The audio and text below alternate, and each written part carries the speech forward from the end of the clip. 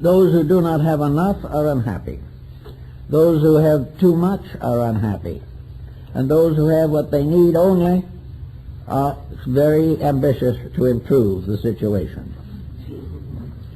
So when our whole civilization as we know it has been built gradually around the idea of the infinite significance of luxury, of actual competitive structure, and scientists who should know better, economists who certainly do know better, and politicians whose knowledge is very dubious, all these people are involved in this. There are very few people that cannot face certain facts with a major amount of thoughtfulness. We know that if we go on at the present time, we're going to exhaust all the resources of nature, and we are hoping that by that time we will devise some new source of resources until finally we go on to inevitable oblivion. Actually, our materialistic science, our world, regardless of its fact that two-thirds of it is religion-oriented, the world basically is atheistic. Atheism in the sense that it ignores principles while claiming to believe them, that affirms the reality of God and pays no attention to the Ten Commandments. This type of thinking must be considered lack of righteousness. Now, I know we work a lot with people in their problems, and the lack of righteousness is a basis of sickness. If the individual eats the wrong food long enough, he's going to destroy his health. If he decides to go into narcotics, he's going to destroy his health quicker. If he is deciding to go on in the way he has been thinking from childhood to now, and depending entirely upon authority outside of himself for instruction, he will go right on getting into the same troubles that he's now in, and probably worse ones. Actually, the individual has to do a little thinking about all this. He has to do what every scientist ought to do, and that is have proof that his mistakes are helpful, and this he can't do. He can never prove that being wrong is right. And the fact that all people are wrong doesn't make one bit righter. If the individual, like science with its researching capacities, studies the problems of living as it studies molecules, it would soon show us that there is a moral universe which is just as real and just as susceptible to scientific rules as the physical one. We are just simply overlooking the disagreeable facts which might force us to improve conduct. We do not really want to be better. We talk about it, but down inside what we want is a larger home and a swimming pool. We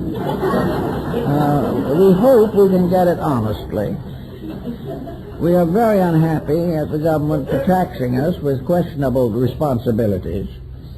We believe we should be free from all of these burdens.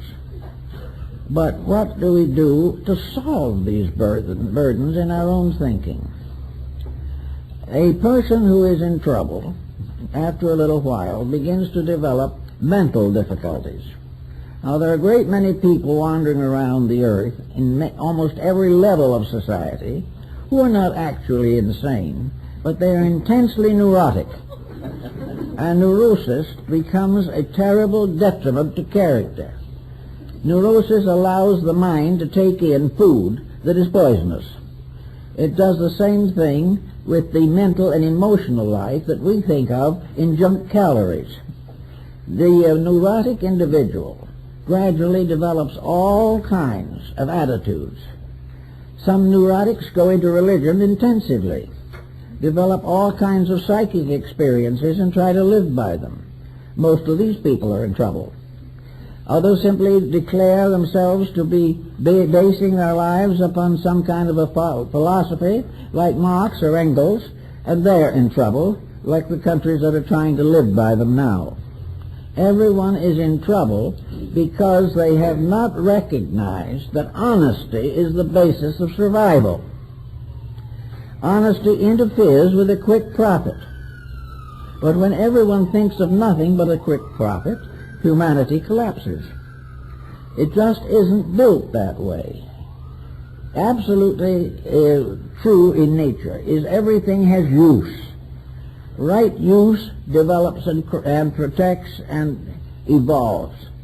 Wrong use we call abuse, and wherever it exists, it is a disease. And it is something that gradually becomes a communicatable disease, an infectious disease, and finally destroys the fabric of a complete nation or a complete generation of people. So this morning we want to try to think a little bit about what Easter really suggests to us.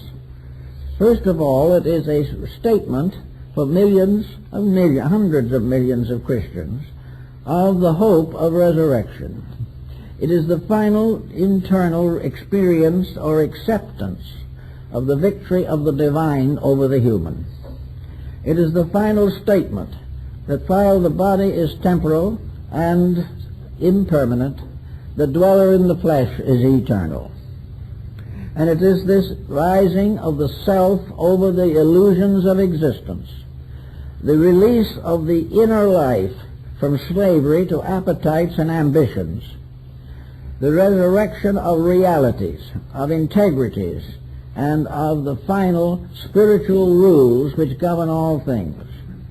The world is a theocracy, no matter how we're going to approach it.